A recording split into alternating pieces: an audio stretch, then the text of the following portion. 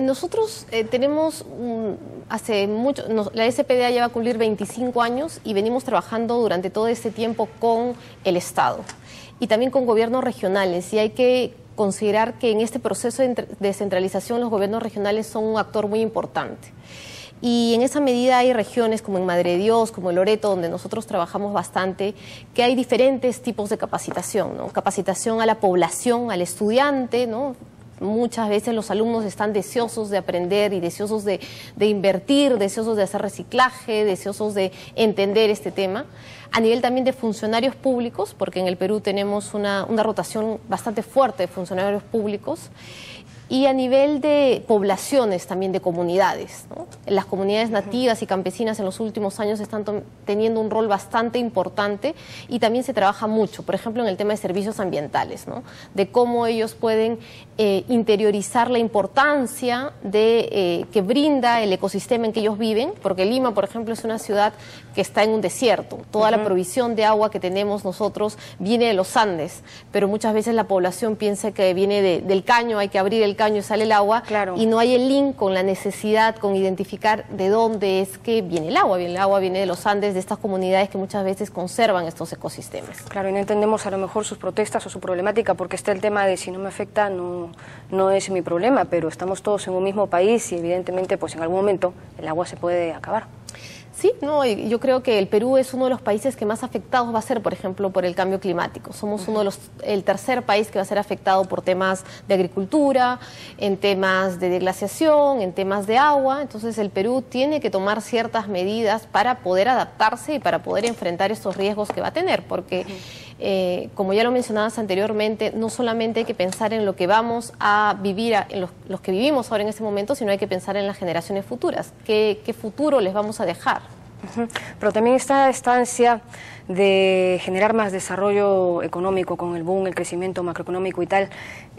¿Cómo conciliar desarrollo económico y este vínculo que tiene con el medio ambiente, en tanto depende mucho, por lo menos la economía peruana depende mucho, en muchos casos, de la explotación de los recursos? Yo creo que el Perú en los últimos años es un ejemplo de la inversión, de la cantidad de inversión que ha venido al país, y eso no está mal.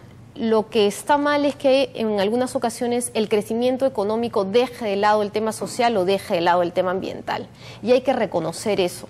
Hay que reconocer que lamentablemente muchas veces las inversiones en el tema minero y en el tema de hidrocarburos no se dan en las ciudades, en la costa, se dan en zonas alejadas, donde existe una ausencia del Estado muchas veces y donde la población tiene mucha necesidad de información, de acciones, de obras concretas. Entonces, las empresas, por un lado, tienen que cumplir con lo que la normatividad señala, pero también tienen que tener un papel bastante preponderante en todo lo que significa responsabilidad social, ¿no?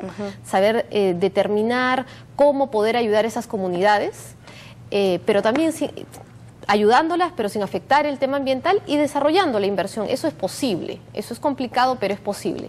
Pero la cercanía con las comunidades es un factor importante, ¿no? Ahora estamos, por ejemplo, en todo este tema de la famosa, el proyecto de ley de consulta, que ha quedado, todavía no ha sido aprobado por el Congreso, pero es algo que está generando mucha presión en las comunidades, entonces es un tema que tiene que ser atendido. Y en el caso de Puno, que bueno, ya se ha politizado y así, ¿cómo ve la sociedad ese tema? ¿Cuál es la lectura de la sociedad? Lo que sucede es que hay que reconocer que todavía estamos en un país centralista. Entonces, si uno va a las regiones, lo que se señala es las decisiones de dónde va a haber minería o de dónde va a haber petróleo se dan a nivel nacional, porque así lo ha establecido nuestra normatividad. Y muchas veces los gobiernos regionales no se enteran de que ahí va a haber una concesión minera, de que se ha otorgado un lote petrolero, no se enteran, porque la normatividad no ha establecido que los gobiernos regionales puedan siquiera tener opinión sobre ese otorgamiento de derechos. Y en la práctica, entonces, la población se opone. ¿Por qué? Porque señala, yo quiero en el gobierno regional de Puno, como puede ser Cajamarca, como puede ser otros tantos, yo quiero poder decidir qué voy a hacer ahí. Y hay procesos que los propios gobiernos regionales impulsan que son desconocidos luego. ¿Por qué? Porque hay una decisión de nivel nacional que dice que el lote de hidrocarburos se va a dar ahí donde quizás el gobierno regional quería hacer un área protegida.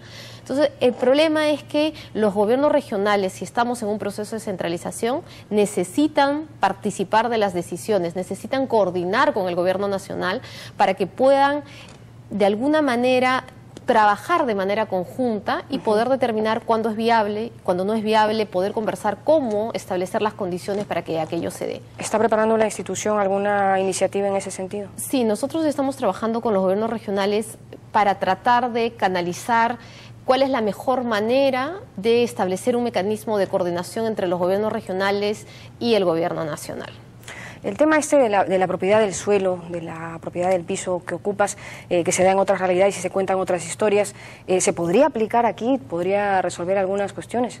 Mira, curiosamente nosotros ahora tenemos un proyecto con fondos de la cooperación belga justamente para darle una mirada a este tema. ¿Por qué? Porque no sé si tú recuerdas el video que salió hace un poco sobre toda esta discusión, el video de Hernando de Soto, en el cual se señalaba la opción, ¿no? Uno tiene una indígena de Alaska y dice, mira, yo soy rica, tengo tantos millones de dólares, y uno ve en contraposición una indígena de la Amazonía peruana y dice, bueno, yo soy pobre, yo no accedo a la tierra. Y nosotros hemos hecho un análisis legal de las diferentes visiones de los países como Canadá, como Estados Unidos, Colombia, etcétera, y nos hemos encontrado que aquellas opciones también tienen sus problemas. En Estados Unidos, en Alaska, hubo un tiempo donde, si bien es cierto, el indígena era dueño del subsuelo, las negociaciones eran que finalmente por $1 terminaban vendiendo el terreno, porque no tenían los diferentes mecanismos. Entonces, consideramos que se necesita hacer una reforma, estamos trabajando, pero consideramos que hay otra serie de factores que tienen que cambiarse. Cambiando solamente la titularidad de quién es dueño de la propiedad del subsuelo no se va a solucionar eso. Hay temas de ordenamiento territorial, hay temas de titulación, hay temas de promoción de la Amazonía, hay temas de comunidades, el tema de consulta con las comunidades. Entonces consideramos que tiene que hacerse una reforma integral, porque si no, no vamos a solucionar el tema.